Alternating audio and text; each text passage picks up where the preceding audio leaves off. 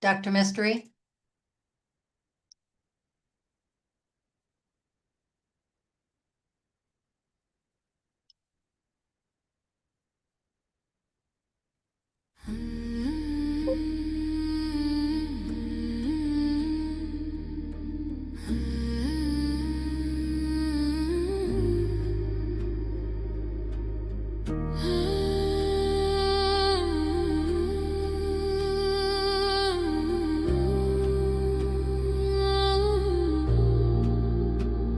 The house is burning, but we're still sitting in the glow.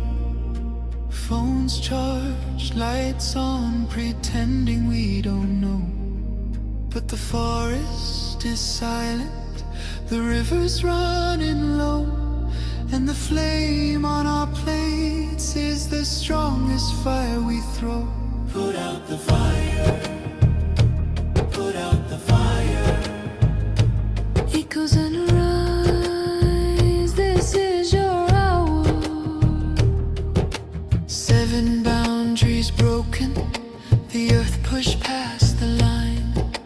Climate, land, species, fresh water, chemicals, nutrients, oceans in decline. Not danger, disaster in real time. Put out the fire, ooh, put out the fire. Metafoodians rise, this is your power. And here in India, one truth stands the same. Milk is not just milk, dairy feeds the flame. Cows and methane, fields and forests turn to grain. Politics, culture, carbon, all wired to the same chain. Every cup of curd is heat in the air, every block of butter is a forest repair. It's not a small habit, it's a planetary affair. Put out the fire, put out the fire. Echoes and rise, this is our hour. Energy fixes half the hurt, Dr. Rao made that clear. But food fixes the other half, the half that's burning here. Change the plate, change the land, change the future's atmosphere. Put out the fire, put out the fire. Metafoodians unite, this is your choir. Every millet, every fruit, every sapseed, every bean is water on the wildfire of a world we've never seen. Every oil-free bite is a river turning clean. This is not perfection, it's direction. Not pressure, but protection. A week of choices can cool a generation. A company's courage can ignite a nation. Put out the fire, ooh, put out the fire. Echoes and rise, this is your hour. Metafoodians unite, Metafoodians ignite. Sharing love in the metazone, lighting the path to a cooler home. Put out the fire, ooh, put out the fire. Together we rise, together we inspire.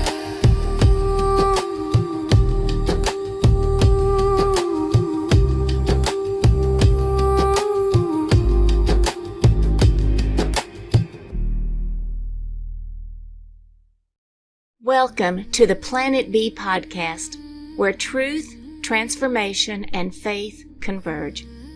Join us as we flip the script on ecological despair, guided by Dr. Sailesh Rao's vision for a compassionate, rewilded vegan world. Let's begin the journey to the greatest transformation in human history. Hi, everyone, and welcome to episode 10, How Humans Belong in Nature. Let's start with the beautiful quote that you highlight at the beginning of chapter 10 about love. Yeah, sure, it's from Brené Brown, and she says, we are biologically, cognitively, physically, and spiritually wired to love and to belong. We are designed for love. And we're designed for belonging. And that to me was a very insightful statement that she made. It's true. It's only when we are loving, when we love the earth, when we love others, that we feel happiest. When we feel that love, we feel included. We feel that we belong. And that goes back to, Dr. Rao, how do humans belong in nature? Yeah, and that's the entire subject of this chapter. We begin by noticing that our superpower is that we can start fires, okay, at any time.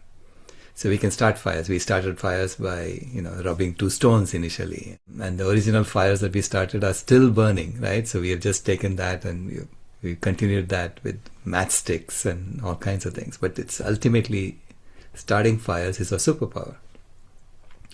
And you observe what we have done over the last 10,000 years is that we have maintained the temperature on Earth. So the Holocene era is supposedly this remarkable era where temperatures stayed constant. Professor William Ruddiman pointed out the temperature stayed constant because of human beings starting fires and burning down forests. And, all that increased the carbon dioxide levels in the atmosphere, made it stay constant at 280 parts per million. And that's how we stabilized the temperature. Our ancestors did that. And then over the last 200 years, we have used science to come up with technologies. And with that technology, we are now able to measure. We are able to now recreate the past. So we understand that this is really what happened.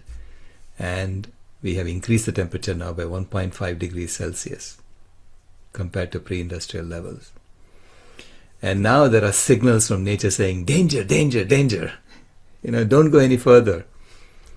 So we are being called to restore the temperature back to what it was 200 years ago, because we know in the system that was a stable state.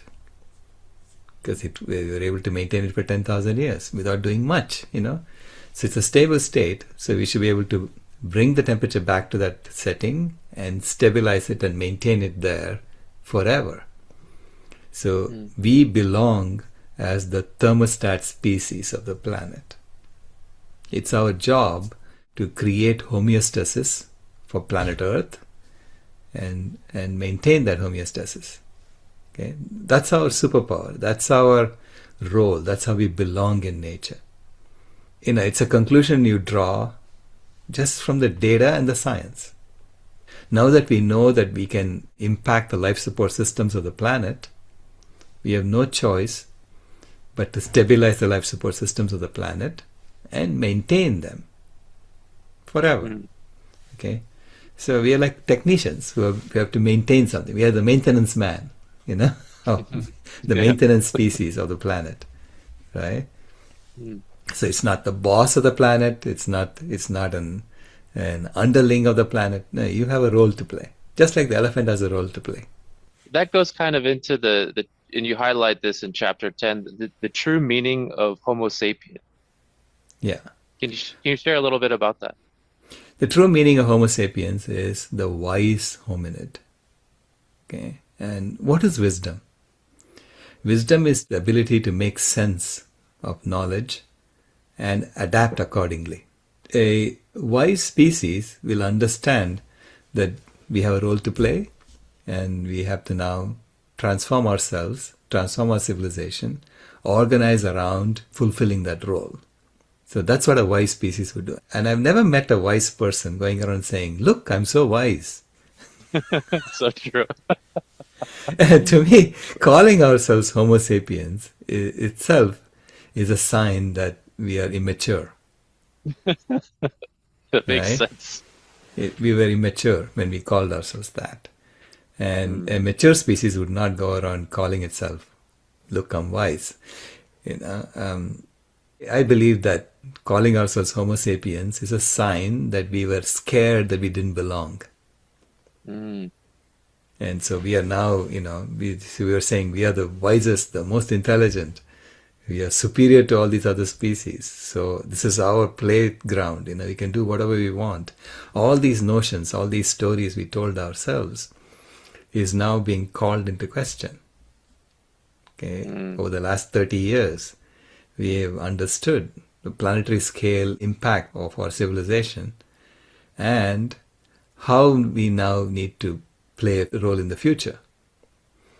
And that role is to be the thermostat species, whether we like it or not. We can't say, oh, I don't want that role anymore. You're stuck. Right? This is why I call nature the perfect system design. Because once you realize that's your role, you have to play that role. If you don't, nature says, all right, I'm done. You have another planet to go to? No, you don't have another planet to go to. You have to stabilize the temperature here and maintain it in the stable state forever, because we don't know whether there is a stable state at a higher temperature level. We don't know. It could become the Venus syndrome. And this is what Jim Hansen said. Jim Hansen said, if you take all the fossil fuels we have underground and burn it, the Venus syndrome is a dead certainty. And what does that mean, the Venus syndrome? The Venus syndrome is, he did his PhD thesis studying Venus. Why is Venus, our sister planet, roughly the same size, roughly getting the same amount of sunlight as the Earth? Why is Venus at surface temperature so high? So it is 460 degrees Celsius, the surface temperature on Venus. Okay, in his PhD thesis showed that it's that high because all the carbon, all the CO2 on Venus is in the atmosphere. So the atmospheric CO2 level is so high that the greenhouse effect is amplified, and the surface temperature on Venus is 460 degrees Celsius. So that's his thesis. And so if you take the same approach on Earth, if you take all the fossil fuels and burn it up, then the CO2 level in the atmosphere will go so high that the surface temperature on Earth will go out of control. Okay. Right. So, and he's claiming that he could reach Venus type levels. I mean, nothing lives, I mean, you're in an oven. Right. In chapter 10, you also highlight that in our current state, humanity now must shift away from disrupting the life support systems of the planet and become truly responsible for stabilizing the climate. So become the true wise beings that we should be. How can we move into that planet B, the climate cooling? Well, it first begins with transforming ourselves. So I say transform yourself, transform our world, right? So it begins by acquiring humility. You're part of something much, much more intelligent than you thought. And she has been using us. We think we have been using her. No, she's been using us to stabilize the climate on Earth. And understandably so, because the Earth is at the inner edge of the habitable zone around the sun. It's not like you can do whatever you want and life will somehow come back. Life is quite fragile. So she's like a middle-aged planet, potentially could die. She's saying, okay, now I want a few more years. In her case, few more years is few 100 million years of more life. Okay. And how do you do that? Well, you have to stabilize the climate. You need to get some active feedback going so that even as the Earth gets closer and closer to the inner edge, you're able to stabilize it and maintain the temperature, maintain the climate for life to thrive. Right? And it's not that hard to do. Basically, you can coast, at the temperature that was there 200 years ago. You can literally coast, but you have to be in alignment with nature. You cannot go and disrupt the life support systems of the planet. You have to let the life support systems stabilize themselves. And if they're not stable right now because we have already pushed them beyond the point of no return, then we have to figure out how to pull them back. That's the next step in the transformation that needs to happen. And once we do that, we can basically maintain it for as long as we want. Right? So it's our job. It's like you are a technician who has to maintain the AC in a home. So we are like that technician, who has to maintain the life support systems on planet Earth. That's our role. It's very interesting to think of it like, because the thermostat species is the one that can move it in either direction if needed.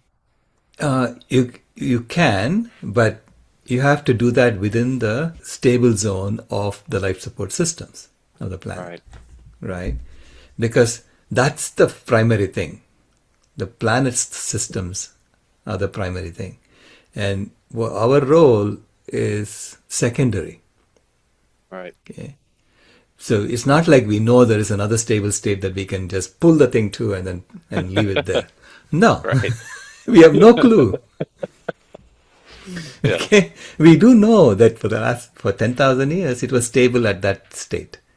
So this is why I'm suggesting in the solutions to restore the ecosystems that used to be there 200 years ago, because you are trying to get back to that state. Okay? Because that's a stable state that we know, right, in the system. I mean, these are complex nonlinear systems, and they may have another stable state somewhere else, we don't know, maybe at much lower temperature.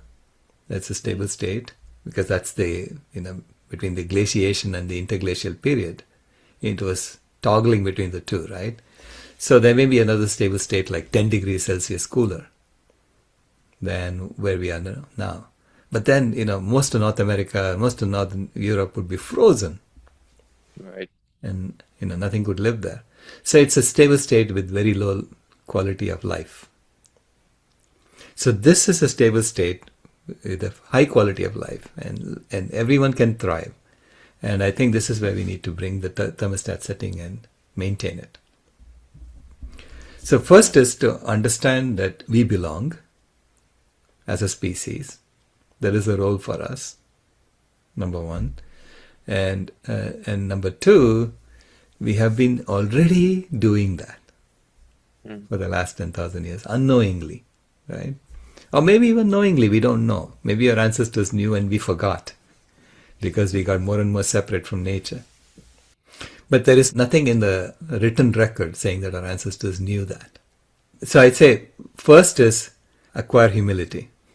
You're not the wisest species. Okay? And stop calling ourselves Homo sapiens.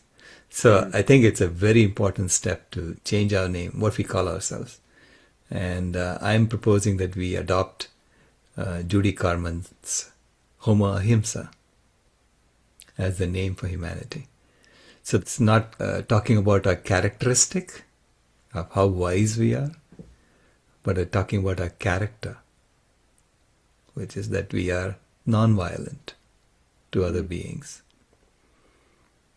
So we are here to stabilize the climate and maintain it, and the animals can come and complain to us. This is not good. Go fix this. No. Yeah. So we are serving the animals in that sense. Right? And I think that's a great way to live, where you're in service to other life. You're not the boss of other life, that you can go do whatever you want. You're in service to others. So it begins with that sense of humility. And of course we have to maintain this, which means that we may have to do mining and things like that, but on a very small scale, just to maintain. So once you have an objective, and we have an objective now as a species, then you can design systems to meet that objective with the minimum amount of resources extracted from the planet. And all our children, they all should be taught that this is our objective. Right. So this is why I say that the education system needs to change first. So we have to transform the education system so that we are teaching our children our true role as the climate regulating thermostat species of the planet. All right. And that goes into the acronym vegan. Yeah. Vegan is vitally engaged guardians of animals and nature. In a way, guardian also means that you have more power over the animals, which you do. But a guardian should not be abusing those that they're responsible for. Okay. Right. So it's about taking care of them. It's recognizing that we have the technology to kill them off too. Yeah. So when you have that kind of power, it comes with responsibility in the system. Yeah. You mentioned kind of the true purpose of governance as well. True purpose of governance is to protect and cultivate the health and vitality of the planet and all its inhabitants for generations to come. And this is Dr. Shelley Ostroff who said that. That's the only legitimate purpose of governance. The purpose of governance is not to raise children in order to exploit them. Basically, we teach them incorrect science, like the protein myth and the calcium myth and so on, in order so that they start eating the wrong foods. So putting candy at eye level, deceiving them into consuming foods that are bad for them so that they get sick, so that they can be customers for the pharmaceutical industry. That is not the purpose of governance. Because there the assumption is that the purpose of governance is to ensure that corporations can increase their profits and the economy can grow. Okay, Right, so that goes back to economic growth. Right, that goes back to economic growth as the optimization criteria. And you say you don't need to do that. The only legitimate purpose of governance is to protect and cultivate the health and vitality of the planet and all its inhabitants for generations to come. We all have to agree on that. That's the only legitimate purpose of governance. And once we agree on that, then we can say, why are we organized like this? So we're asking fundamental questions about the system and then answering them as to how you would do this. So Mother Earth has singled us out and tagged us. Say, you're it. Initially there were lots of hominids. We had lots of cousins. And we are the ones who won. We tussled with them, we killed them off, or we probably even intermarried with them, and we are all intermingled right now. So we are the species that knows how to control fire. So which means we are it. A lot of people, they believe that planet Earth would be better off without our species here, without humanity. What is your perspective on that? I use always the magic wand experiment. Okay? And this is something that my advisor taught me to do when I was doing my PhD. He said, take whatever you are proposing and simplify it and see, does it make sense? Okay? If it makes sense, then it likely is true. So then you can proceed further. If it doesn't make sense, don't even bother with your hypothesis. Throw it away, right? Start another one. And so it's a quick and dirty way of analyzing things. So I start with the magic wand experiment. Assume that I wave a magic wand and all 8 billion human beings disappear off the face of the earth. What happens to the earth? Number one, if you disappear, all of our power plants, everything will stop operating. So which means we'll stop burning fossil fuels right away. And when you stop burning fossil fuels right away, the cooling gases will disappear right away within 2 to 3 weeks. And when the cooling gases disappear, the earth will heat up by 50% to 87%, as we just discussed in the last few chapters, right? Right. So the earth will heat up right away. You will get a lot more these fires and so on. So it's not clear whether it will stabilize. So it could be that the temperature will increase and increase and increase and get amplified to a point where the Venus syndrome becomes a dead certainty. Again, Right. because all the methane that's in the permafrost will melt. Permafrost will melt, the methane will just come out And that'll heat up the earth even more. And so there are lots of positive feedback loops that come into play. Okay? So it's likely that the earth could become Venus. So we don't know. Potentially, the earth heats up and the North Atlantic current stops and Europe cools, and then you get a lot of ice on top of Europe, which reflects sunlight back, and the earth could stabilize. We don't know. Okay. But again, this is an experiment that you don't want to run. No. And the animals are saying, don't run that experiment. So we need you. So basically, I say we have to know that we have a role to play, and we have to take on the responsibility for playing that role, instead of saying, we are better off with not being here. The earth would be better off with human beings not here, right? We don't know. Yeah, I agree. I think that's really well said too, and important, because it's, some people, they feel like there is no role, but it's very clear how important the human role is on planet B and as the thermostat species. Yeah. So a species that has power over the life support systems is a species that's going to maintain the life support systems and stabilize it. So this is how Mother Earth is building homeostasis for herself. She gave us all homeostasis, right? We can go to a colder climate or a warmer climate and maintain the same body temperature. Right? So that allows us to be flexible in an environment that's changing. So we can migrate from place to place and still survive. And she says, I want that for myself too, because the sun is getting bigger and bigger. It's getting warmer and warmer. So help me stabilize the climate. And she tagged us and said, you're it. You're the species that's going to do this.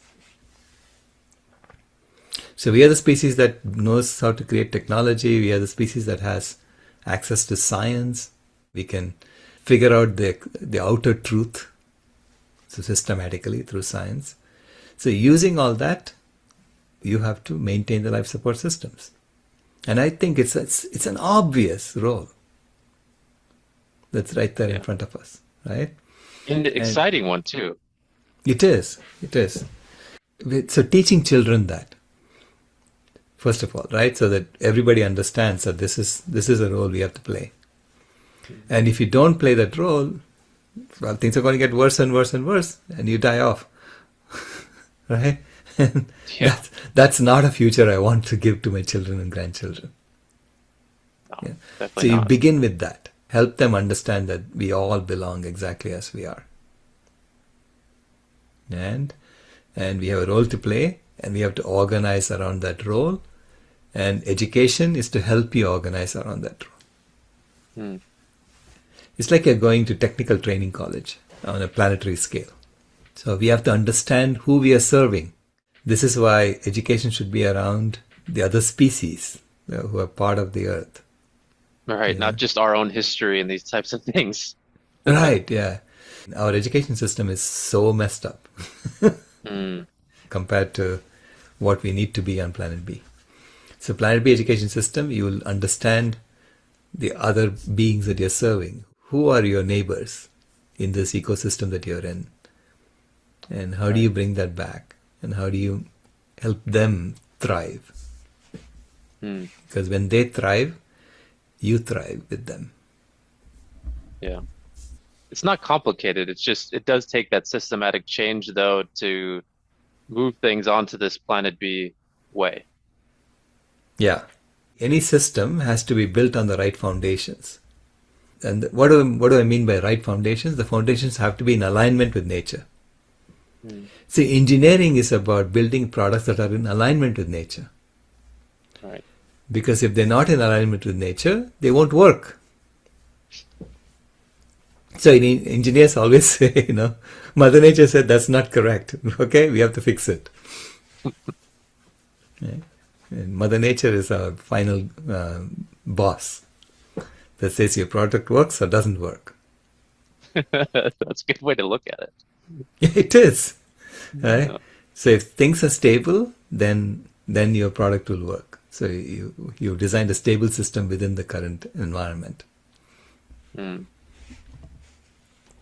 That's beautiful. And this goes into a quote that you shared towards the end of chapter 10, which is whatever we focus on and highlight amplifies in the universe.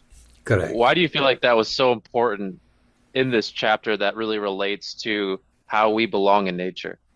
Whatever we focus on and we talk about it, then others hear what you're saying.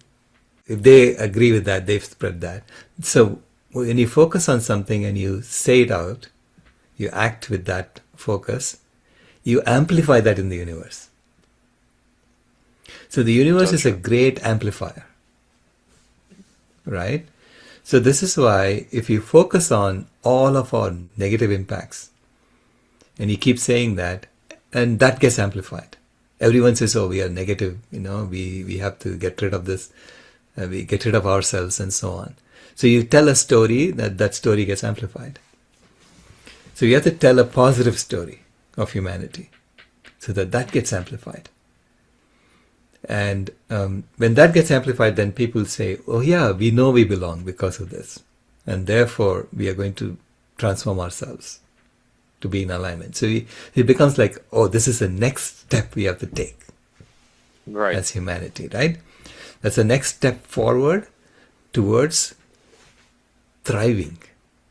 This is what we wish each other, right? When a joyous new year, every year we wish others a joyous new year. And all I'm saying is that I'm not only wishing, I'm actually showing you how to do it. So how to systematically get to a joyous new year by year, right? So it has to be done systematically. Systems engineering is about finding solution space and then finding the optimum solution within the solution space and so on. It's about understanding systems and understanding how to make systems accomplish a desired objective. See, initially, I was thinking, why am I working on this? Why am I supposed to figure this out? Then I realized this is my job. Yeah. And that's exactly what my granddaughter told me. Do your job, right? She said, do your job. And my job is to figure out the solution space for the problems you're facing and the optimum solution within that solution space. And within that framework, I'm saying I have not seen anything that would come close to this vegan rewilding solution. Help the planet go vegan so that we are all taking care of our own health, and rewild the planet so that we can restore the ecosystems that used to be there 200 years ago, and we can maintain that. And that is the only way that I see to stabilize the life support systems of the planet and to maintain them into the foreseeable future. And of course, you're going to see some effects that we haven't understood, and as we come across those, we have to solve them. So it's not like we already know the solution for everything that is going to happen for the next 10,000 years. No, it is adaptive. You have to maintain this forever. In a way, it reminds me of the internet communications work that I was doing as well. When two chips talk to each other, they have to first figure out the channel that they're on. Okay, both sides have to figure out the channel that they're on. And then once they figure it out, the channel will adapt. Channel will change. Because there'll be new radio stations that come on, new TV stations that come on, new signals that come on and interfere with your channel. And the channel has to adapt. Or the temperature will increase, or the temperature will decrease. The channel has to adapt. So if your internet connection is constantly on, thank an engineer who figured out how to maintain that as the channel adapts. Yeah, very cool. In this chapter, as we close out chapter 10, you talk about how important it is to shine our light. At this time, we are encouraged to shine our light. What do you mean by that, shining our light? We have to amplify this new story. So we have to recognize that we belong and get better so that everyone wants to know, what is it that makes you tick? Because they see us being happy and confident and working towards a brighter future. this Right. compassionate science behind us. So shine, go out there, don't hide, and tell this new story of human belonging in nature, how we belong as the thermostat species, how we belong as Homo ahimsa, and that there is a path to a thriving future on this planet for all of us. And it begins with kindness to all life. Right? And it's a great way to live. It's Who the best way. wants? Yeah. Yeah. I mean, who wants to live in a way where you have to kill animals in order to survive? That is what we were taught. You have to kill animals in order to survive. You have to exploit animals in order to survive. And I'm saying, we know that's not true. because I've been alive now for almost 18 years as a vegan. I've tried to not exploit animals at all for anything. Even my clothes are not made with animals. My shoes are not made with animals. And I don't eat any animals. So I've been living a vegan lifestyle for the last 18 years. And I'm healthier and happier and stronger than I ever used to be.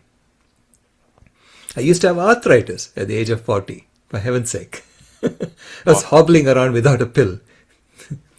If I didn't Now you're have doing a pill. 6-minute. Now you're doing 6-minute planks. Yeah, I'm doing 6-minute planks, yeah. and so it's, you have to be on that upward spiral of greater and greater health, defying age, right? All right. And it shows too, it doesn't matter what age you are, where you're at or any of these things. It's once you start moving this direction, it's all benefit. Yeah, it's all benefit, and and I don't mind dying also. So it's only when you're not afraid to die that you really begin to live. So true. When my usefulness is over, please take me. I'm done, right?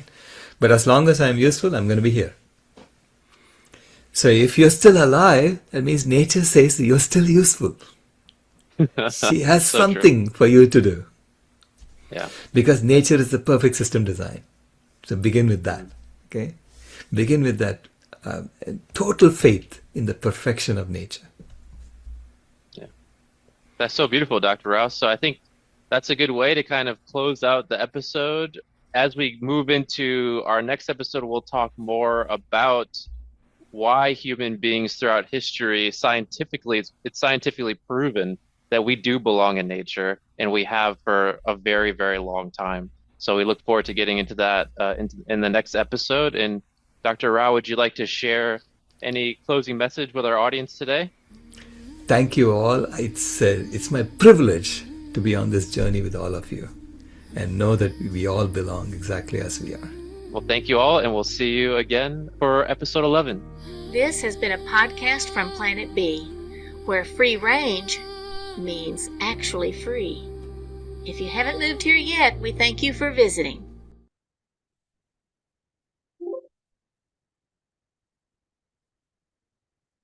Thanks, Dr. Rao.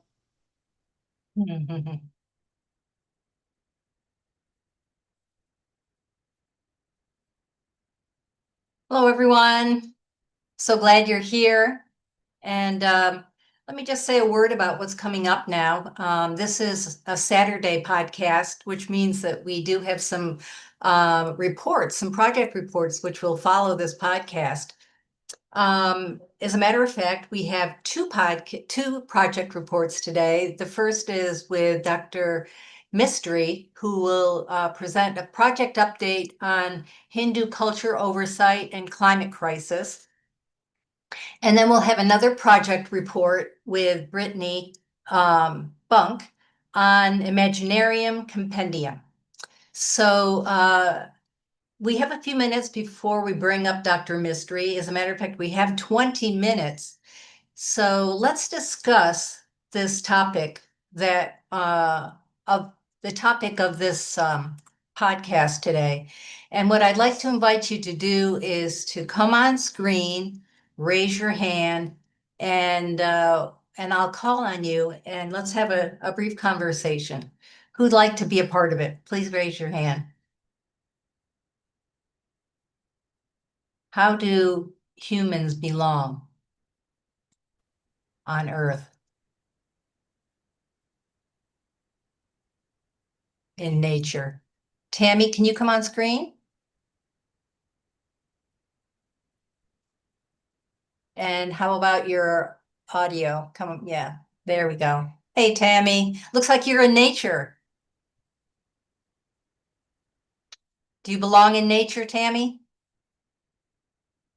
Oh, we're not hearing you. You're still muted. You're muted, Tammy. There we go.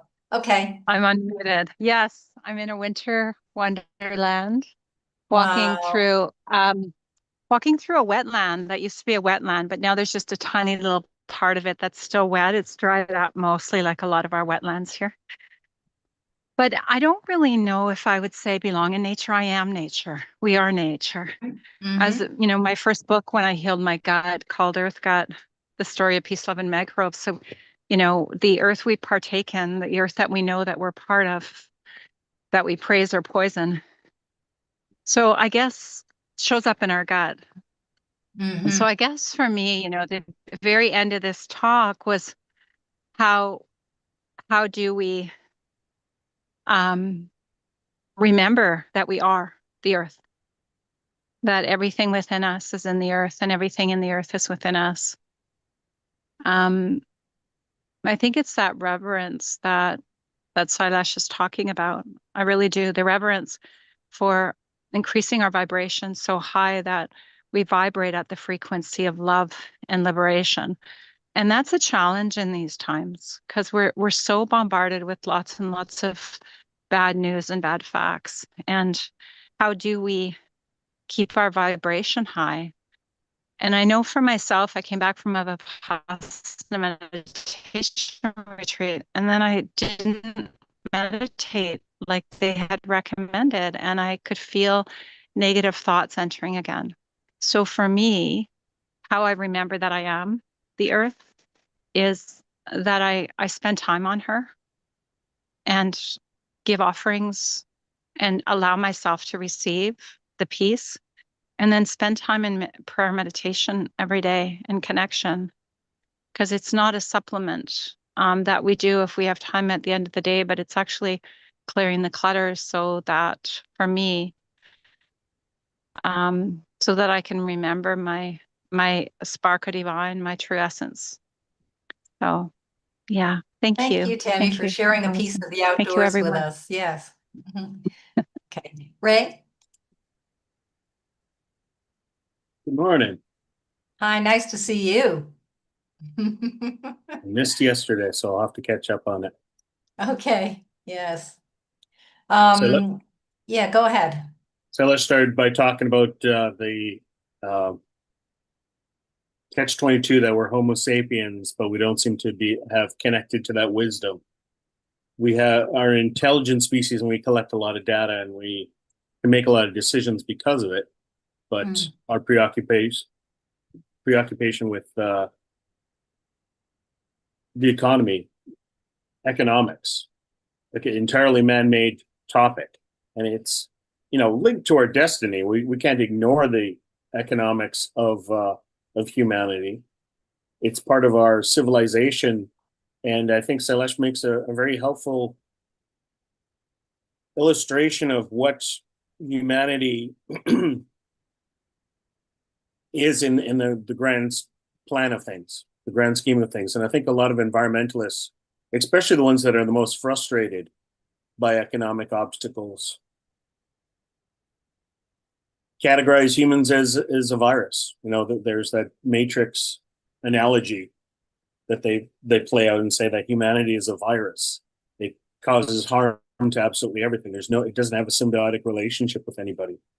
And if we believe that, then environmentalists obviously want everybody to feel the appropriate amount of shame. And we've talked about shame before. Shame is kind of a tricky word especially for animal advocates who try to shame people into right behavior. and we're told that it backfires. I'm not convinced that's always true. If you shame somebody and they didn't instantly become vegan, were they just about to become vegan and then, you know, you spoiled it? That's the narrative they'd like to give you. There's a delicate conversation to be had, but there's also a blunt conversation to be had, and it's enough. The way that we're treating animals, there are people out there that are saying it's enough, and you could support them. You don't need to do it yourself, but you can support the movement even if it's not the tactic that you're participating in. This applies to animal rights. It applies to environmentalism. It applies to environmentalists who say it's all about policy. It's all about policy. Just fight for the policy. The rest is nonsense. Don't worry about being vegan. We'll be vegan when animal, you know, I mean, Dr. Rao has some dark stories of conversations he's had with environmentalists about when we will become vegan, when the population has been reduced to 1 billion people, according to one person that he talked to, a person of influence, a person that was involved in the narrative of climate change. So I use the word zeitgeist. I hope everybody understands what it means. It's just, you know, kind of our personality as a species. I'm very fascinated with all the little details of psychology as you try to work through things in your personal relationship with the world, how much that is directly related to how humanity as a whole is finding a way to be more mature. Civilization is becoming more mature and leaving behind the fight for survival that, you know, as this animal species, we once were fighting for survival. Now we're fighting for a different kind of survival, and it requires us to pay attention and ignore a lot of the instincts, a lot of the fear instincts, a lot of the herding instincts that are make it us easy to manipulate on a political level. But one thing I wanted to mention about those first comments in this video was the idea that wisdom is so distinct from intelligence. We are clearly the most intelligent species by the metrics that we want to use, the collection of data, the sharing of information across generations. We don't know how much that happens in the animal kingdom. There's probably examples, but we clearly have libraries and the internet. We have a huge advantage for the data. We have big data working for us. We have AI working for us, hopefully working for us more than it's working against us. So what is the difference between the intelligence and the wisdom? I made a comment in the chat that the intelligence is the data. Science is data, but wisdom is politics. And politics is usually a word that we use as a pejorative, the politics that corrupts the science. But science isn't anything unless you apply some politics to it. You have to do something about the data that you see. Otherwise, nothing's going to get solved. So good politics is what we need. Veganism, is it political? I would say it is. It's something that is saying we have to do this. We look at the data, we have the intelligence, and now we have the wisdom to overcome our appetite. Our appetite is in the way more than anything else. So, yeah. You know, great. We got this great big brain and a cerebral cortex, but the evidence seems to be that the stomach and the taste buds are calling all the shots. Yeah, I think Dr. Rao would say that that one of our jobs is to educate, and I think this podcast will help a lot to educate people. And so, but that's intelligence. That's not wisdom. That is, yes, I understand what you're saying. Yes. Mm-hmm. So how do you educate and give people wisdom? Is that something how do you teach somebody? How do you try to teach somebody who's pretending to be asleep? You say something to them in there, you know. People know how we treat animals, and they don't want to be challenged on that topic because they don't want to have to actually change anything about their lifestyle. They're not looking for a new way to live, a new way to engage the world. And until they do, they're not really useful to us. Yeah. Ray, I'd like to add two other people to the conversation because we only have a few minutes. We have Dr. Ort and we also have Toby. Toby, I don't remember your last name, but anyway. Hello, Dr. Ort. Would you like to add something to this conversation? Yes, I would love to. It was very interesting to watch the performance again this today. Actually, I was had a walk with a friend of mine in our area, and I asked him to come in, and then it was just starting the performance, and he wanted only to stand. He didn't want to sit down to watch it, but. He got sort of intrigued by it, but he said he's still of the opinion that it is hopeless, that there's no way we can go to that. So we talked about vegan, and so he said this would take a long time. And then I told him that maybe it could do pretty quickly. And that's so I can see what we are up to in convincing people. It's a very, very big task to change them. That is possible to give them courage.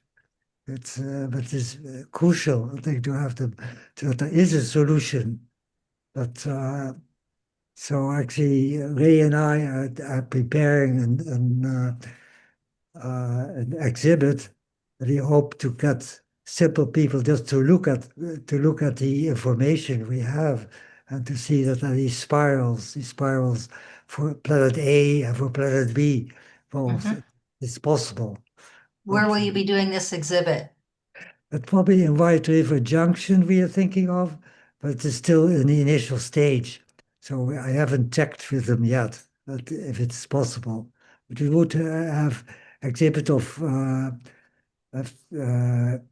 pictures of about 2 feet or 2.5 feet large, so that you can see it. And in the beginning would be a balloon or so of the Earth itself, and then see what is happening to it first, and then that there is a solution if we go Okay. back to vegan. Let us So know if you need help with that. I'm sorry. Let us know if you need help with that. Okay, thank you. Now, Ray is the main source of making many of the pictures, so it was very, very good to work with him. So, and any advice is possible. So maybe we can show it for one of if there is other proposals that we could plan it. Hmm. Thank you. Okay, you want to stay on screen and continue? Or should I take you off screen, Dr. Orr? Whatever you like. Okay. Hello, Toby. Hey, yeah, I was just gonna bring up the idea of it takes a lot of like deep self-reflection. And I think like we can learn things, but you can't really learn how to self-reflect, have a deep self-reflection. I don't even know how you really learn it. I think you just kind of evolve to do it, but people don't seem to want to have deep thoughts about things, and if they think about the idea of it, they find it a bit depressing. And all they want to go do is go out and party and just like reap as much as they can in this life. And I think that's what life is about, taking as much as you can and just enjoying yourself while you've got it. But I think maybe it's a bit deeper than that. You got to really think about like there's important things you need to be able to consider, I like your question, and I think Dr. Ort has something to share about this because there was a time not too long ago when Thich Nhat Hanh made popular the whole concept of what's the word, where people are self-aware, mindfulness. Mindfulness is the word I was looking for. Right. That became very popular. It wasn't even really a word before. I don't think people used it very often, but now it's pretty much worldwide understood. Can't we teach children mindfulness right from the get-go, right from the very beginning? Isn't that something we can teach? What do you think? Can we teach love? Can you teach like compassion and kindness? And I guess you can You start to have to evolve it through all different methods, I guess, just being there, like holding each other and, understanding care. And it's something that's kind of built into us. We know, you don't really get necessarily taught how to be a mother or how to, bring up children. They kind of taught, but it's not really, it doesn't have to be talked about. You just see it and you learn from just experiencing these things. It's kind of like natural, isn't it? And the Yes. fact that, I don't know, it's just amazing. The fact of just that young life coming into the world is just, you can't really learn that, you don't really learn how to love. I don't know. Do you learn how to love? Totally. We are changing as we speak. Humanity is changing. Humans are evolving. We're not the same as we were a couple hundred years ago or 1,000 years ago. And so if we instinctively know to give a child milk when the child is born, it certainly feels like if we are going to respond to this need to survive, that we will learn to embrace certain instincts that will allow us to raise children in such a way that they'll be more responsible for the environment, that they'll feel part of nature, that they will feel like they are nature, as Tammy was saying. So that needs to be part of our conversation as we go forward, I think. Yeah. Yeah, unfortunately, Thich Nhat Hanh didn't meet Dr. Rao. So he died before he met him, because in the monastery they don't eat meat or milk either. They follow the scheme, but they never stress the point of not killing animals, although they don't kill animals.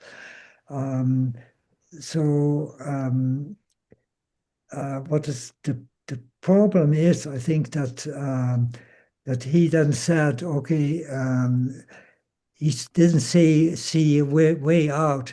So he said, we probably, the civilization will die. But if he would have met Dr. Rao, then probably he would have been very enthusiastic and continue that and see that's possible. Bineke, maybe you have something to say? No, the fact is that when Thich Nhat Hanh started his whole life as a teacher, he was all alone, because in Vietnam he was no mourner. He couldn't save. Communism took over. So he went to France and he started just by himself with one friend. Now there are 5 monasteries in the whole life in the world. There are a huge amount of people who follow him. But it took time, but it was possible and it happened. So I'm just sort of like feeling like, okay, we need to have confidence, like Sailesh is saying, that this is possible. Our attitude already needs to be more up, I think. And then we can do whatever we are capable of doing it. But it starts there, I think. It's sort of like a basic foundation of optimal outcome, like optimism will show. And it starts with yourself. Also, Yes. that will change the world. That's what we want to amplify in the world. Yes. Yep. Yeah. Dr. Provost, would you like to join this conversation? And that would allow us to just transition into your presentation. Okay, let me bring you on screen. And maybe you'll say just a word about yourself, who you are, because I don't really have a presentation ready to say who you are, Dr. Mystery. So go ahead and say a word and join us in this conversation. Thank you. So I am Prabodh Mistry. I'm an environmental engineer, and I'm based in Abingdon, near Oxford, in UK. So I guess Toby is not far away from here. But I like your accent, Toby.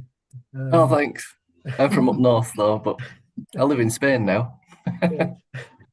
And you remind me of the 70s groups, the pop group. I get that a lot. So, yeah.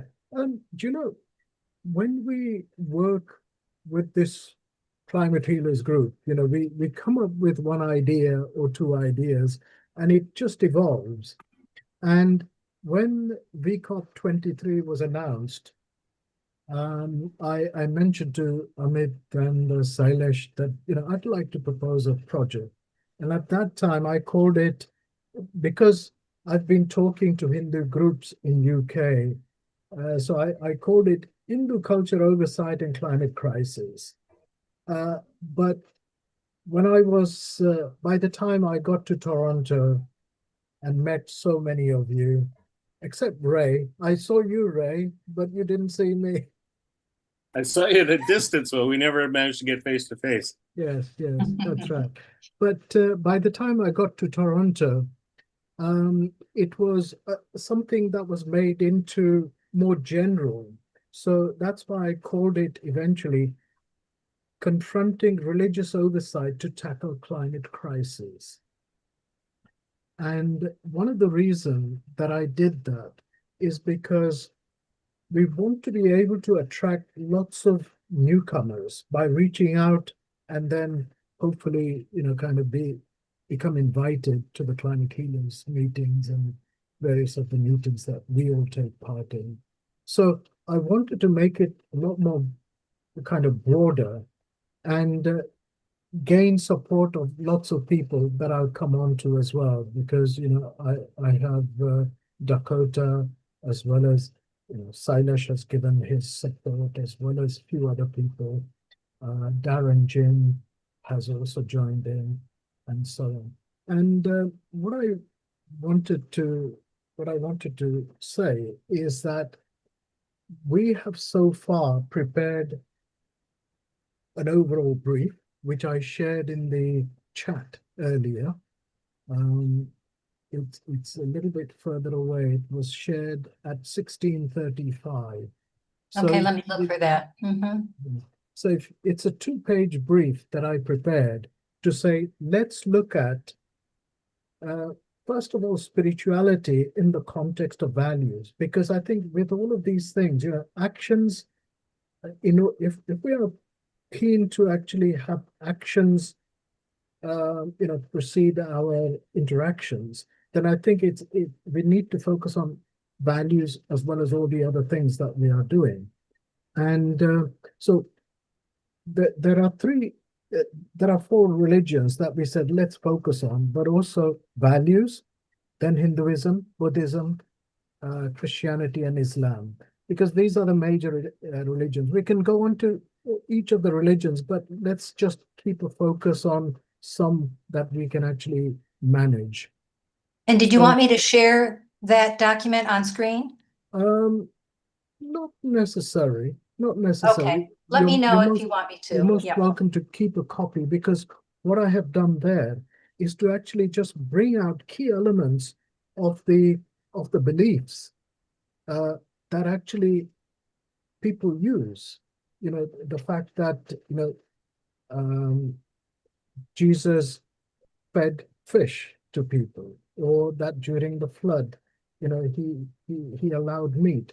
Well, it's a little bit like in Antarctic or Arctic, you would allow Eskimos to eat meat, for instance, when there is no other option. So I think we are often taking things out of context and not putting it into the present day context. So I wanted to make a head-on start with each of those things which actually people refer to as, well, our religion allows. So let's confront those issues head on. So I've highlighted for the 4 religions, what are those key things that people hide behind. As Ray said earlier, you can't wake up people who are pretending to be asleep, because they'll forever pretend to be asleep.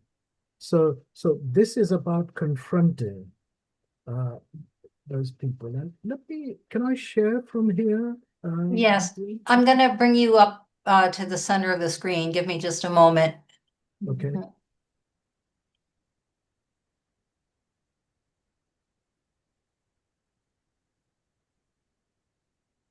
Okay, go ahead. Are you able to see this? Yes, we were able to see it. Okay, good. So it's just one slide that I have. So this is what the group is now called, Confronting Religious Oversight to Tackle Climate Crisis. And what we have done, we have actually met twice already, and the third meeting is straight after this session. So we'll be meeting in another hour's time or so. So we've prepared a brief, which is what I've shared with you. We've had 2 meetings, another one is coming up, and these are the 3 things that we have actually decided to prepare. So values-based spirituality, it's a presentation that we're looking at 40 minutes to 1 hour, to focus on values-based spirituality that can complement any religious group meeting or presented solely to any group. And Darren Jin is actually taking the lead on this one, so we'll be having an update a little later. I'm taking the lead in Hinduism, and I've already prepared this presentation and I've shared it with the group that we're working with. I will be happy to share with that once we're happy with it, with the whole of the group. So you can see the issues that we're actually going into. I've also prepared a 1,400-word article to go with this. So, if people aren't able to join, but just want to read something very quickly, then I've prepared that, and Sailesh has also seen it. He's also edited it, and so it's pretty much in its final form now. So those 2 things is what we're going to be looking at a little later. And then we also have Dakota, who's actually taken the lead on Christianity in the same way. So what we're trying to do is keep to a standard format where we confront those issues head on, but also then talk about the environment and how to interpret, which actually will make their faith more deeper than just on the surface, as it were. The interpretation has got to be deeper, and that's what we're looking at through not only Hinduism and Christianity, but hopefully for Buddhism as well as Islam in due course. And so this is what we will be discussing after that. So that's where we are. I could really say a lot more, but I think this is probably enough for the time being, and happy to take any questions. Okay, so I'll open it up for anyone who wants to raise their hand and ask a question. I know Dakota is here with us. Would you like Dakota to join you, or do you want to tackle all the questions? If he would like to, yes. Okay, Dakota, if you'd like to join, then please come on screen.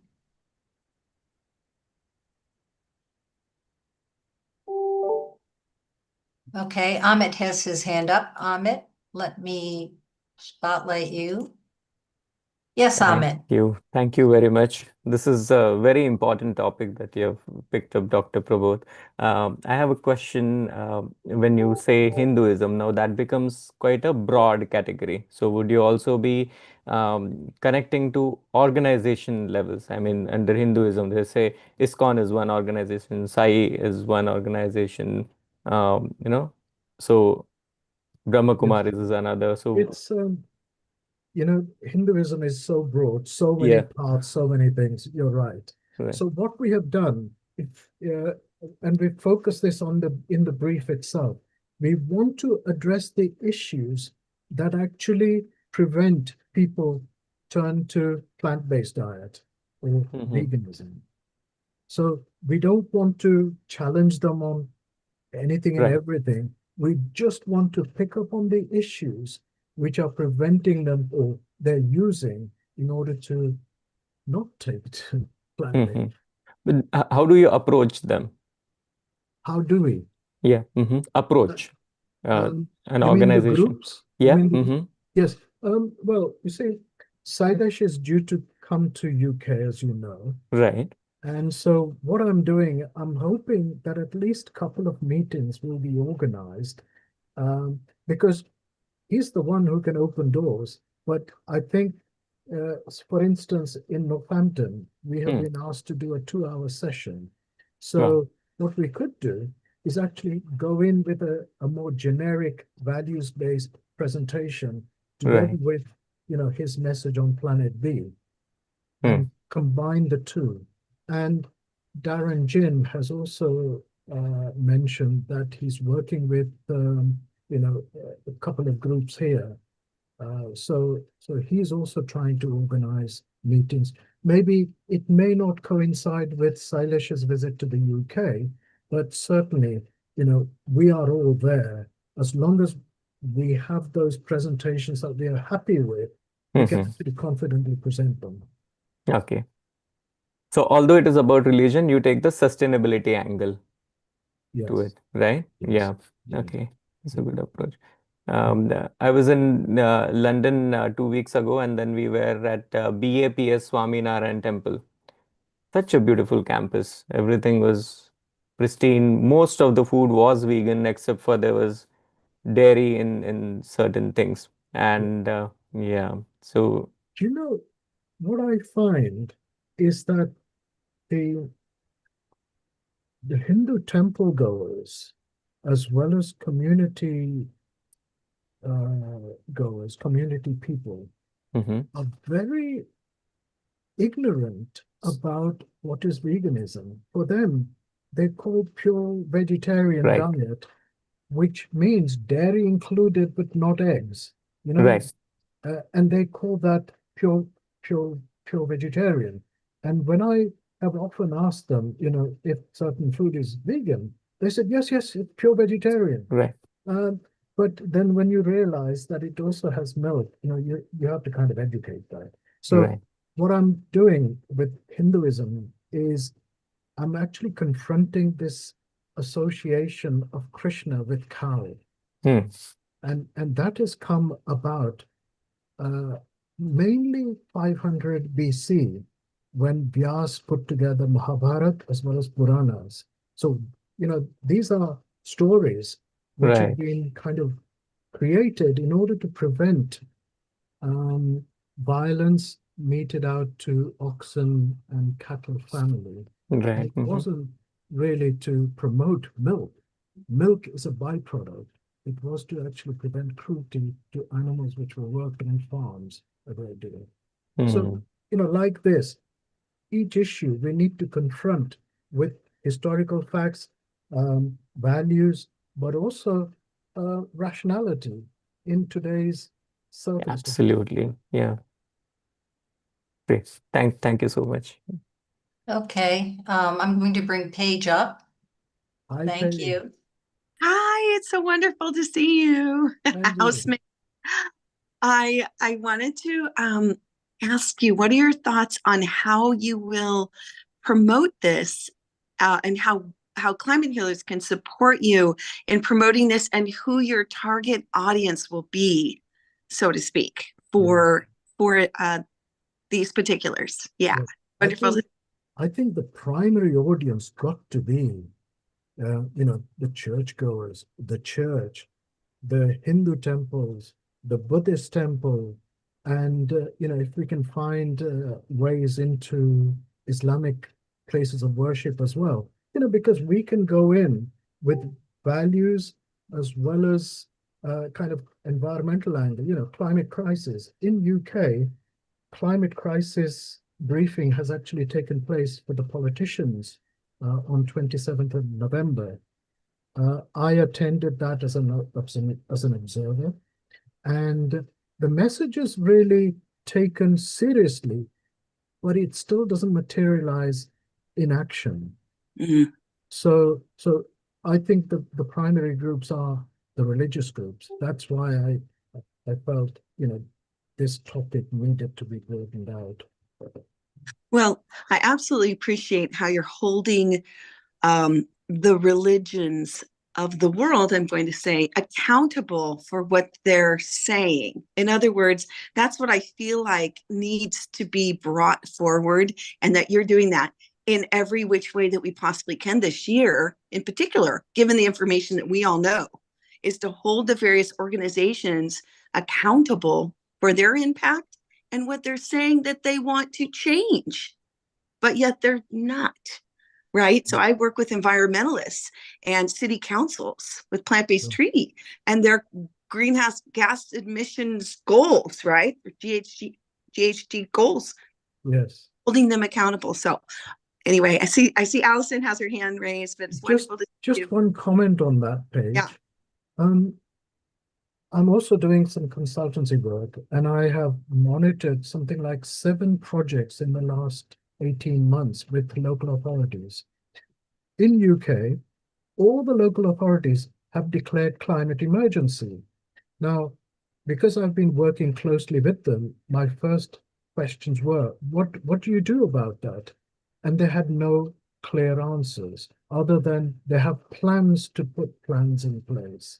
You know, there's nothing in particular. So I'm aware of the local authorities as well, but local authorities are very slow to move. They're very bureaucratic in the UK, certainly.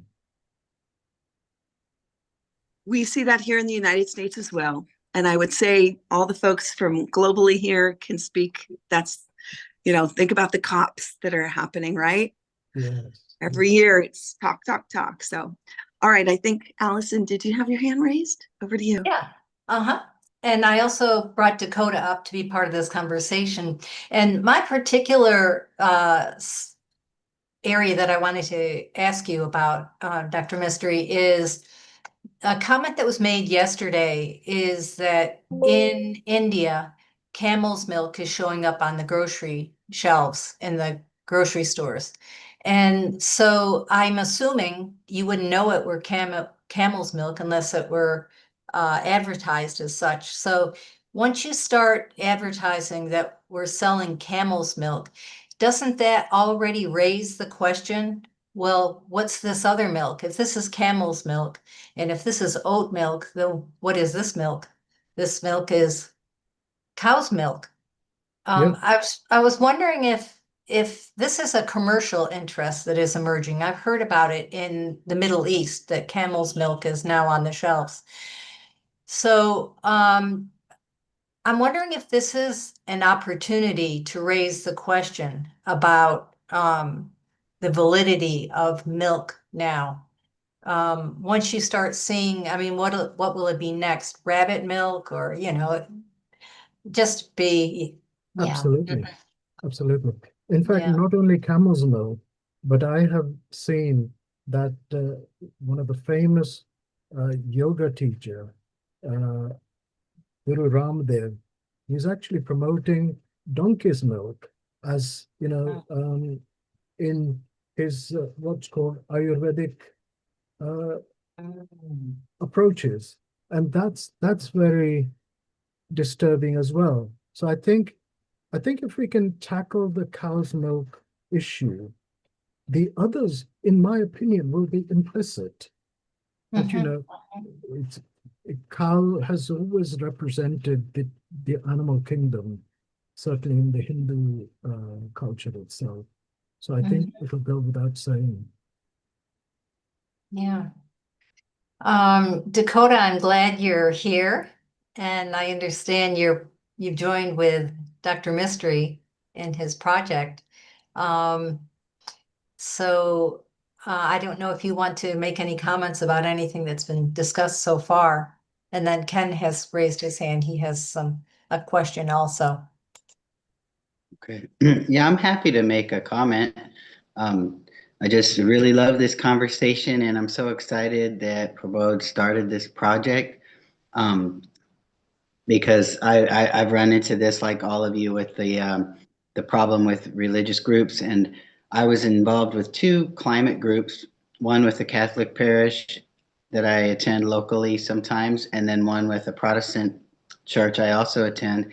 And their climate groups are so pro-peace, pro nature, like they want to plant trees and things like that, which is great. But I ran into complete just resistance with mentioning the topic of animal agriculture. So I'm happy to just be involved with this. And what I plan on with the Christianity presentation I'm working on is to address things like the, oh, well, Jesus ate fish, or the fish and the loaves story, and various things like that always kind of come up. And to use some of the information from the Christspiracy documentary, which they go through and break down all of that. And then also use some information from the Interfaith Vegan Coalition and their packets. There's beautiful packets they've gotten together for various religions to help address all the things that do come up. And so even though I kind of tried this on my own with these other groups I was attending before, I just feel like I've learned more, and now I have more connections, and being part of this group with Prabodh has been great, and everybody that's working on it. And this the challenge that he's given for me personally, just to put a presentation together. I think it's going to help me. And I love his no nonsense approach too. It's gentle, but it's like the truth, and there's just there's no debate or argument about it. It's not like trying to argue with people. It's just saying, hey, we now know through environmental science and all the data that animal agriculture is the #1 thing we need to stop first to help the climate crisis, and ending fossil fuel use is second. And so how are we going to address this? And I don't know, this is just wonderful. Thank you for letting me share. Thank you, Dakota. Ken?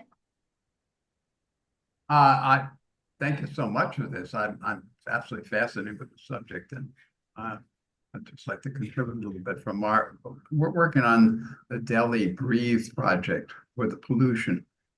And at the beginning, we just got overwhelmed with all of the negative data and all of the issues. And looking for a way to get into action has been our challenge. And we're talking now about initiatives, local initiatives as a way to get into action. But when you just mentioned local authorities don't know what to do, and religious groups don't know what to do, it seems like your work can evolve into actual physical action plans that they can do to give them a hand, get past the argument stage, the dialogue stage into physical action. So I just heard you say that, and I'm thinking, oh yeah, you've got the same challenge that we do. So anyway, I think having some aspect of your work move toward actual action plans, recommending, highlighting, maybe identifying existing action plans that can be replicated, things like that. So that I just want to contribute that perspective. And this comes directly from our work with the Ubuntuverse project, where he loves to say, don't think, and then do. Just think, do, think, do, think, do. So you see, my work with local authorities has shown that they will not undertake any extra meeting or discussion or work until there's extra money given to them. And I've actually gone in on the back of something like £250,000 grant from the government. And I've been what's called the monitoring officer. So they have to please me before I sign their checks. So I've been at the center of the discussions about net zero. That was the focus.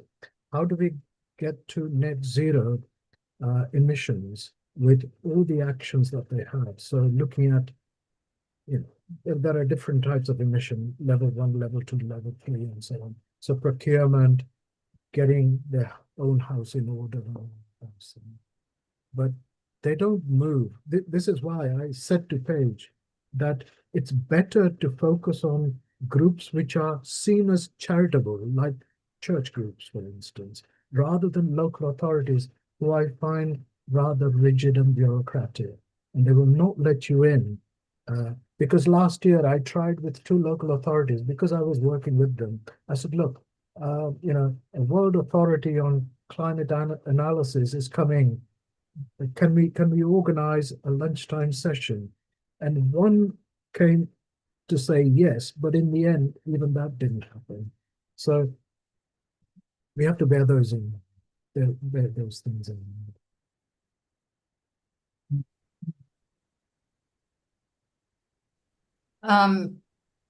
Dr. Mestry, there's a question in the chat. It says, would you please say the name of your group again? I'm guessing they mean the name of your project. Yes. So I'll put it in the chat, but if you would please just say it publicly, then. Confronting religious oversight to tackle climate crisis. Ah, okay. That's a more complete title than what I had. Okay. I'll put the title in there as well. In the chat, yes, please. You'll see the last question has to do with wanting to know. Yes. Okay. And I'd like to bring Ray up. Ready, Ray? Whoops, we lost Dr. Provost. There we go. Thank you for joining us, Dakota.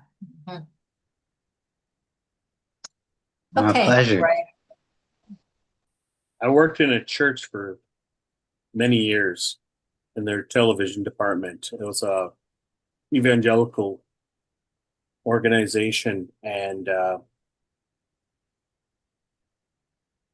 since becoming an environmentalist, and I would have to say that I departed from that job having learned to become a true environmentalist. And I recognize that a lot of things, ideas, these newfangled ideas that I had weren't compatible with their vision. There are some interesting evangelicals who are environmentalists and even climate scientists, and they'd be interesting people to approach for this project. But I'm wondering about the Anthropocene in and of itself. One of the things that I learned from the evangelicals, if it's new, it probably isn't true. And that's, evangelicals are a particular branch of the Christian faith. And of course, all Christians aren't created equal as far as their approach to environmentalism. And it has so much to do with the worldview that of where we sit in it. And Dr. Rao uses that diagram. I wish I had it handy, the one that shows ecocentrism, where we have this hierarchy of humanity at the top, rather than dispersed amongst all of creation, all of the animals in creation. I think that's a problem with organized religions, that they are the foundation of anthropocentrism. We are told we are created on a separate day than all the other animals, at least in the Christian faith. And so I wanted to explore how we can approach anthropocentrism amongst fundamentally anthropocentrist worldviews. I like one thing that Dr. Rao, and I wonder if he's not here, but maybe you're familiar with his distinction in Hinduism, that Hinduism is allowed to redefine itself through the ages in ways that I perceive Christianity as not. Yes. Hinduism is really an evolving philosophy. There is the basic philosophy of what's called non-dualism, but then there is dualism as well. And there's, if you look at some of the scriptures, it allows for all the different thoughts. The non-dualism, which says that there is no gap between us and God. We are all part of that same creation. The dualism says, yes, we are, separate, and we have to kind of, follow the follow the godly principles, as it were. But I think ultimately it really comes down to what is the right action. You know, the Bhagavad Gita is all about the causes and consequences of actions. And then Krishna also says, what is the right action and why you should do the right action.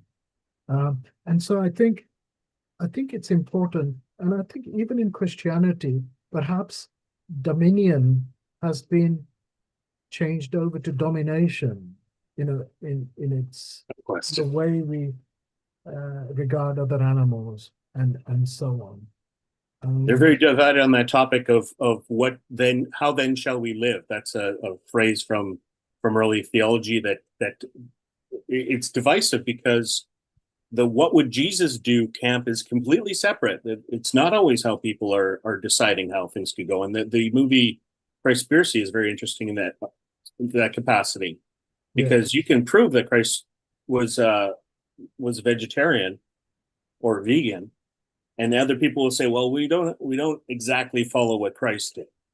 We follow his teachings, it's not imitate what he did. And now, as much as that would help the Christspiracy argument. Yes. See, in our friendly group, I would say that, this idea that if you look at the teachings of Jesus, they're actually so similar to Buddha's teaching. Non-violence, non-hurting, loving thy neighbor, and all of that is so similar. But from what I understand, the Catholic Bible didn't get finalized until 350 AD. And so you can see that it's been kind of formulated in such a way as to practice control over people and keep them, aligned to certain ways of thoughts and therefore actions as well. And I think those things have become too embedded. The church, in Hinduism, there is no overall authority. No, temples are just individual units. They can manage themselves. They don't have to report to anyone. Whereas in church, there is that kind of hierarchical reporting, or at least abiding, that is required. What do you think about this statement that if it's new, it's probably not true? Charles Spurgeon was a theologian around the turn of the 19th century, 20th century. And I found a quote by him. He says, "I cannot agree with those who say that they have a new truth to teach. The two words seem to contradict each other. That which is new is not true. And that the old is true is as old as God himself." So there's religion that's mired in it has to fill the test of at least 2,000 years if you're Christian, and 5,000 years or more if it's the Old Testament. See, I'm an engineer, and I've looked at ethics in a very much an engineering and rational fashion. And ethics is a function of values and environment. If the environment changes, ethics changes too. Values don't change. Love, truth, nonviolence, compassion, they don't change. The environment changes, and that means ethics change. To me, ethics is the outward way in which we interact with the outside of us. Morality is what's inside us. What's inside of us shouldn't change. But we have to change how we react with the environment. So I think there are certain differences that people perhaps don't appreciate. I have to go down to the basic definition before I discuss anything.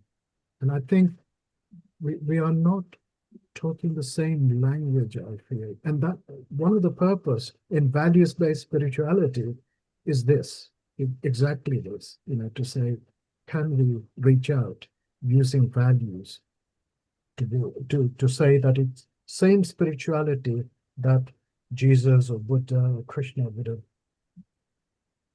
have expanded. I mean, the theologians are great thinkers, and it's a great way to practice evidence-based decision making, because you have to try to find evidence and work things through, even if you're referencing a dusty old book and trying to hammer some new ideas into it, which Yuval Noah Harari has some really interesting things to say about how that is kind of what happens if you want to try to form a new idea. Go to work with the text and find enough evidence to say that this is a legitimate idea, right? And this is a very specifically Christian thing that I'm talking about. But this idea of the Anthropocene, these religions have worked for us until we've come to a time where the rules don't apply anymore. The ability to use the earth to grow the human race, which was a mandate in the Christian Bible, we have to stop that now. I mean, we have to be. It's not about growth of the human race. We now have to find limits to growth, and I don't think a lot of the religion is. You're going to find that. You're going to have to find the wisdom in the Bible, not the literal text that says to. Well, what does it need to say? It needs to say that we need to take care of the world, and we need to, I mean, the thing that I'm focused on is we need to find the humility. We need to find the wisdom. And that kind of circles back to Dr. Rao's podcast that we just listened to. We need the wisdom of spiritual religious organizations and less dogma, less prove to me that we have to build a heaven on earth rather than be rewarded with the one that will come. I need to just intervene just for a second here. Our time is up for this segment, and we'll be bringing Brittany Bunk up to do her presentation on Imaginarium Compendium. But I do want to, kind of draw this to a close quickly, and I want to also give Dr. Ort one last opportunity to ask his question. But okay, so go ahead. Yeah, in this country, in the U.S., we have the issue that many people who are immigrants, they need a religion they need to be Christian, or mostly now. And that is, maybe it's still combinable with what Sailesh is saying, that the nature is sort of the one who's the controller, also that we don't have it ourselves. So that is maybe a communication there that they all are similar. I don't know what your opinion is on how things work together, how we can take unity. I think we can bring morality into any discussion, and morality for the present day. Morality is also not only about us, but how we interact with the society, and that's what religion is about.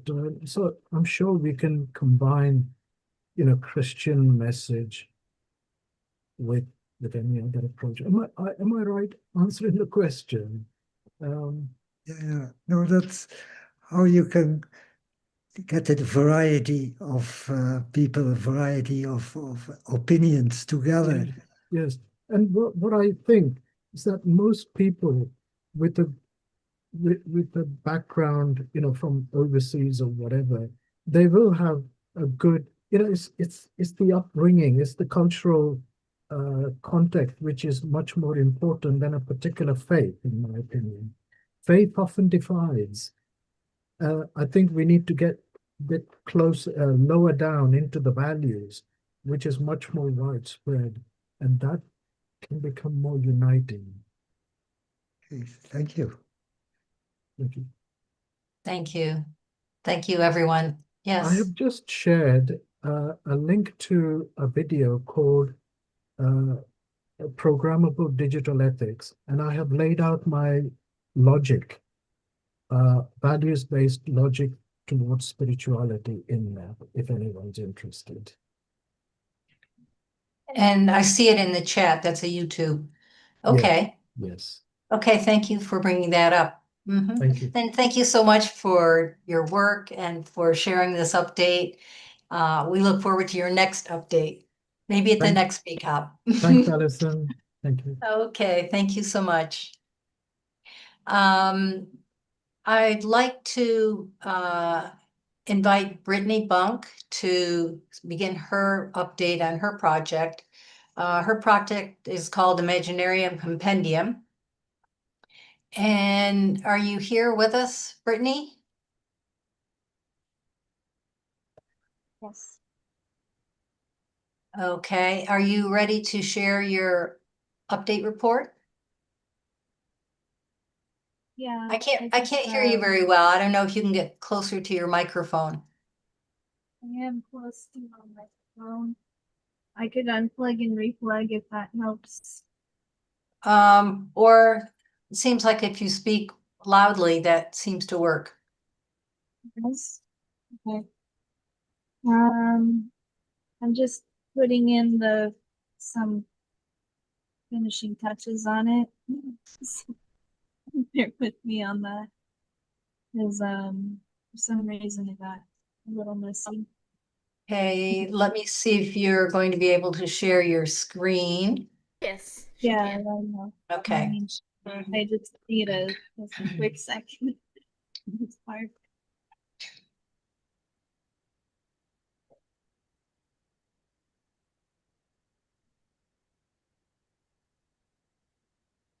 So this will be the ultimate update. She's still finishing her presentation.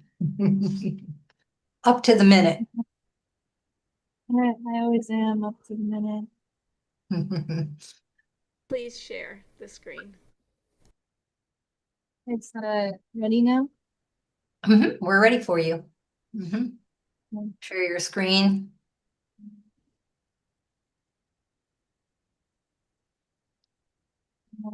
I just got it going, so it's good now. Just had some issues before. I'm not used to this editing platform because it's one I just don't usually use. So I just got it done right now. So we're good. Let me share the screen.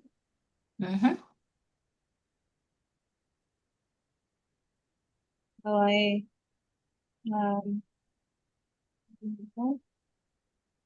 so Perfect. what I've done is I went from using I made a lot of changes since I first started the project. So the VCOP 23 was such a boost forward. It was very hard for me to keep up with all the ideas and changes that I got from the input of the event. So I, I did the best I could, but then there were some more there were some more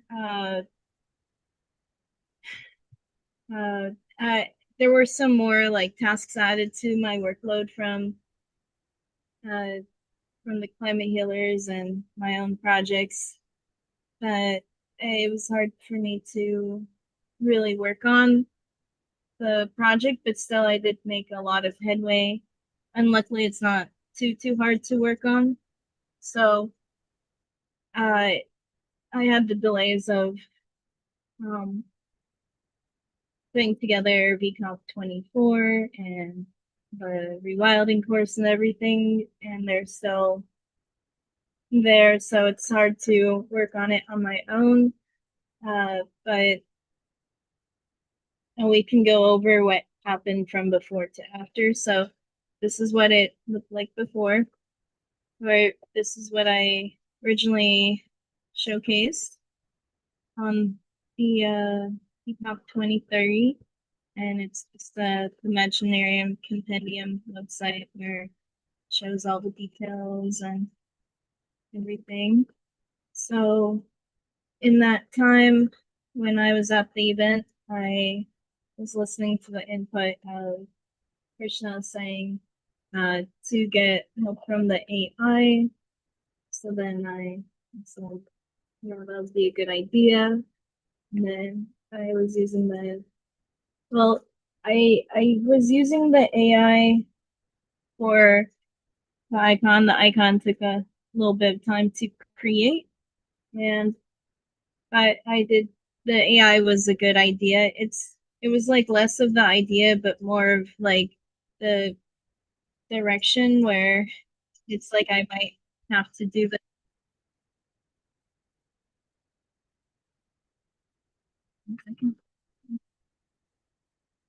So then I took up upon that direction to start.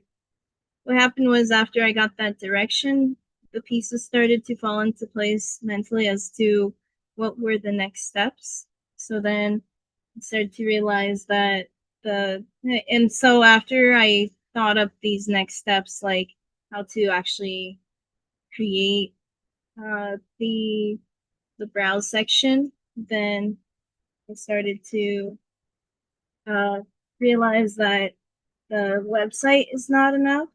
The name is not enough. So right now, so it started off by saying the Imaginarium Compendium, but then I realized, there's going to be so many projects with veganism alone. There's no need to expand it past that.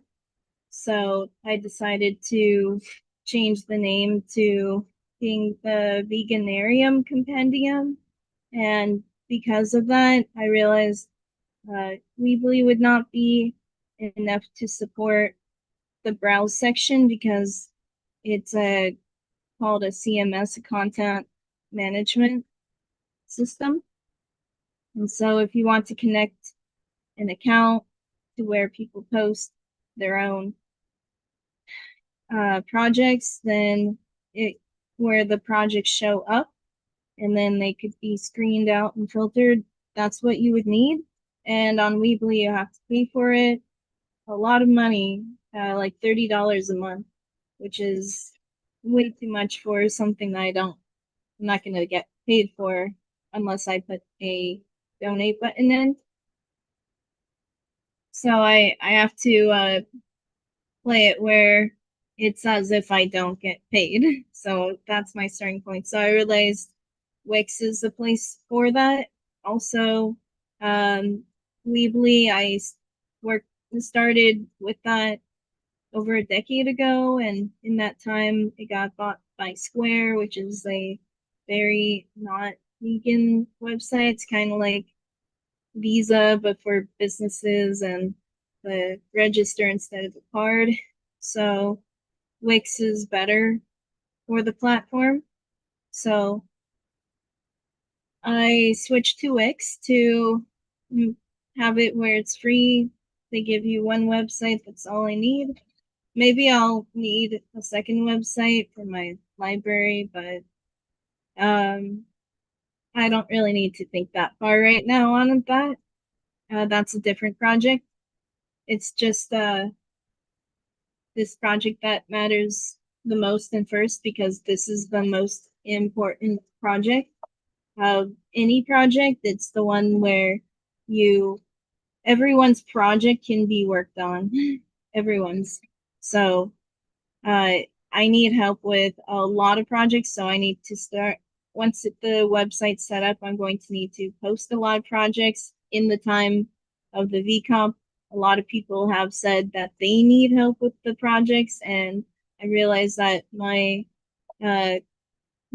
project really does matter where a lot of people would need it and be able to use it. So I changed from this to Wix, and then this is what it looks like now. I added the icons, and I did use Wix a long time ago, but then gave it up because their platform was not easy to work with. And in that time, they've changed a significant amount to make it very easy to edit, and it looks clean. And there's a lot that you can work with on it. And just recently, they added AI kiosks where you could allow for an AI to help people navigate through the website. So I can add that to it. And then on top of it, as I was working on the website today to the last minute, as I always do, I started to realize that this would be, even though I started the idea as a project showcase and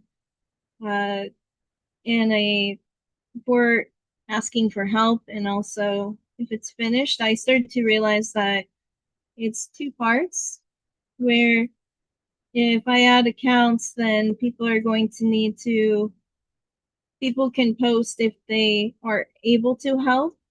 So then someone who's working on a project can can connect with them. And then also people can showcase their projects that they've created. But now that I'm talking about it, I'm starting to think maybe, I'm not sure, maybe that's not needed as a separate part. It's kind of tricky to figure out how to build the website when you're trying to figure out how to navigate a new platform. Even though it's hard to get set up, Wix does make it easy where if you need help, it explains everything, so the learning curve is not massive. It's like you might start off confused and lost, but at least it shows you the way, so then it's very quick after that. So it's very hard to both set up the website and figure out how it's going to be laid out. Usually on Weebly, I don't need to, it's very intuitive. I know where everything is, I know how it's set up. And so I don't have to think about how to put the website together. I just put it together, so it's easier. But when you don't know how to put a website together, you don't know how to have it laid out. So that makes it an extra challenge. But I did create a few icons. Feel that they came out pretty well. I used the AI for that. I haven't really developed the website much, so there's a lot left to it because I barely started working on it, because I've been barely able to put together the framework of it. So as I start to get the framework going, then filling in each page is going to be pretty easy. It's just that learning curve that took me forever that delayed a lot. But luckily I've worked on Weebly enough that it's not too hard to put together websites using that knowledge that I have from there to bring to here. So yeah, I created the icon with the AI, and then the rest of it, this part's not this part's a template. That part I did not finish, but I did do the footer. The Discord servers are for what I've done in the past, just as a buffer until I could get the website going. So if I go to this would be the original server where I'll just show in here. It's the original server where I was just expanding from the vegan hacktivist one because I felt like they didn't, like what I did was I worked with the vegan hacktivists to build their playground, but what happened was it wasn't built up enough because they want permission to be able to sign up for helping out with the project, to post the project, and then they act as a middleman where they're going to filter out who is able to work on it or not. And that I feel takes away from getting any project done, because what it should be able to do is where people could just jump in, get started, work on it, and then for whatever they decide to do. And it's up to the people who create the project to decide if it's valuable or not, if that person is contributing well. And so that would be done in Microsoft Loop. So eventually I'll have every project gets a link, and then allow I'd I'd put links on there. I didn't do it yet, but this was the original one where I would have people put their projects up. Originally it was just like a non-carnistic list, but now I realize it should just be vegan because it's a lot easier. I might open it up later to the non-carnistic ones. I was writing a lot about how to put it together here. So after that, then I built this one, which was an extension of the vegan activist one, because the playground, it just didn't seem like enough. I know that they built Lockwork, but it still has the same issues as the playground. So here's the projects. Here it is. So here is the step round 2, where I just made about vegan projects, and we could see that there's so many more vegan projects than there are for just regular non-carnistic projects.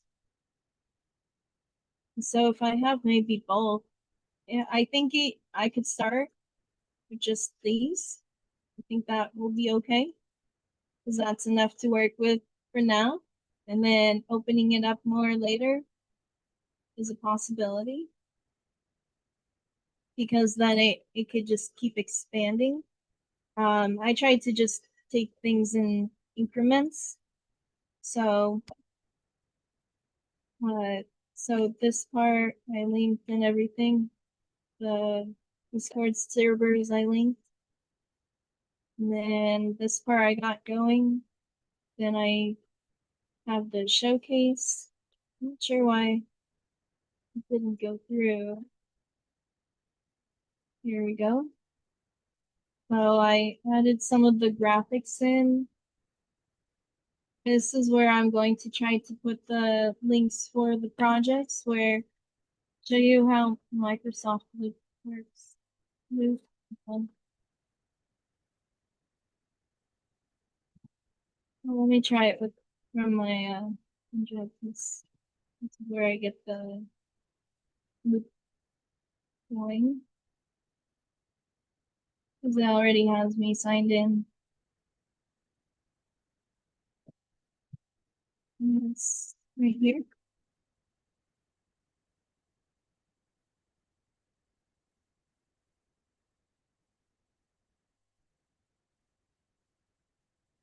I guess I do need to sign in. You didn't see that, can you?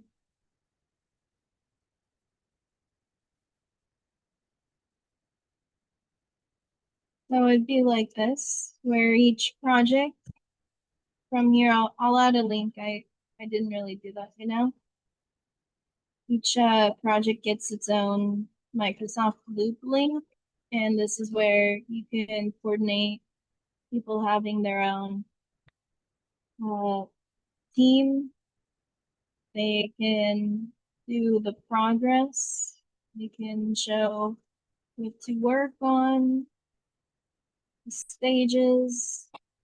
You can add different pages and everything, code, documentation, goals, whatever they need. And so they could share and invite people. And so that is where I'm heading towards for this at least the participate section, where you add your projects. And then the showcase, I would imagine it would have a way for people to see the documentation at least. Here is where you would invite people to the Microsoft Loop project, so people would create one in Microsoft Loop. So I'm still working on putting it all together, but it's starting to come together. It's just starting Yeah, to. Brittany, you've made a lot of progress. I just wanted to give you a heads up. There are 4 minutes left, and I wondered if you wanted to take any questions. If not, you can just continue till 1 o'clock, which is in 4 minutes. I'll just say a little bit more and then I'll take some questions. But yeah, I got a new URL. I'll start adding more to the about, and then hopefully people can start participating, and I'll keep working on the navigation and everything as it goes along. But yeah, I still have trouble with being able to work on this project with all my other projects. So I could always still use the help on it. But I think I've been doing pretty well on my own. I probably could get it done eventually by March, as I put in my deadline. Okay, I could take some questions. All right, thank you. Hello, Brittany. I can't come on screen and you can't come on screen, so I don't know if. Thank you, Allison. Not a problem. We'll take your question. Thank you.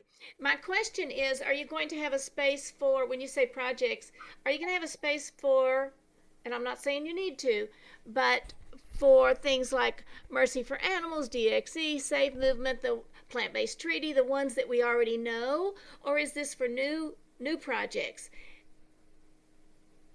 It's for everyone's project, but Wonderful. I do not want to limit anyone. Like this, once it starts opening up, then like right now, all the projects that I have to work on, those are holding me back from getting the website done. It's kind of a catch-22. So this is going to make it possible for like not just my projects where I send it out to the world and anyone could work on it. So then it just makes it easier for me to go from project to project, but anyone this is going to be possible for.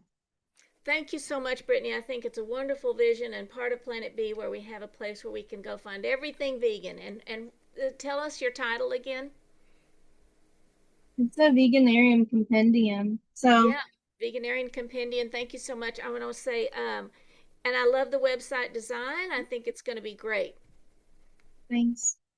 Yeah, I kind of started kind of the idea because with the vegan hacktivists, they were working on all of their projects on their own and they were struggling to get anything done. So I said, why not just open it to the world where everyone else is getting their projects done, and then it speeds you up so then you can focus on what matters to you. So yeah, that's what the direction was, and they did that. It worked. Did anyone have another question in the minute we have? Please raise your hand if you have a question for Brittany. No one else has raised their hand yet, Brittany. And so do you have a final comment before we close? Well, I don't think so. I'm going to add my contact info to the about page if someone needs to reach me for bringing this forward and trying to help out while I'm still trying to get some other projects done for the climate healers and myself. But outside that, it's moving along, and every time I see the project section for this VCOP, the V planetary one, I'm going to work on the project then while I'm watching everyone else's presentation. Brittany, we do have one question from Abraham Ort. Would you like to take his question? Yeah, if that's okay. Okay. Go ahead, Dr. Ort. Yeah, I think it's a very nice project. It's very ambitious also to do it. So I would hope you can make it as simple as possible for people who are not so good in the technology like I am. Yeah. But it's a wonderful way to do it, to get people to know more about what is going on in the world. Thank you. Yeah, I tried to make it simple where it's just 3 pages on the website, and each one there's only 2 pages where it shows what needs help with, and then it's when it's finished. So they go back and forth. If someone needs to keep working on it, they do, and if they are done, they put in the showcase. Yeah. Thank you, Yeah, Dr. but I'll add instructions to make it simple. Okay, so thank you, Brittany. This has been a podcast from Planet B on Chapter 10 of There Is a Planet B, How Humans Belong in Nature. Please join us later this evening at 9 p.m. Eastern when we'll rebroadcast this same podcast, so you'll have time to invite and let other people know about it. And then please join us tomorrow for podcast number 11, Setting Context in Time. Thank you so much to all of you for joining us. Thank you.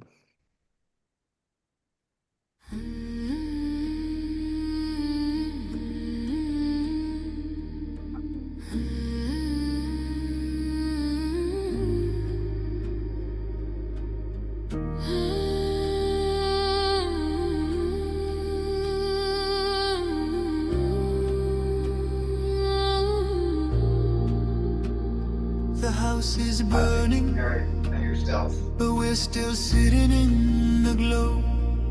Phones charged, lights on, pretending we don't know. But the forest is silent, the river's running low, and the flame on our plates is the strongest fire we throw. Put out the fire, put out the fire.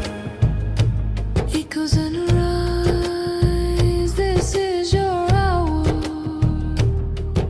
7 boundaries broken, the earth pushed past the line.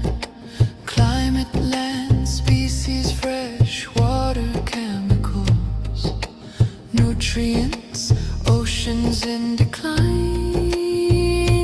Not danger, disaster in real time. Put out the fire, ooh, put out the fire. Metafudians rise, this is your power.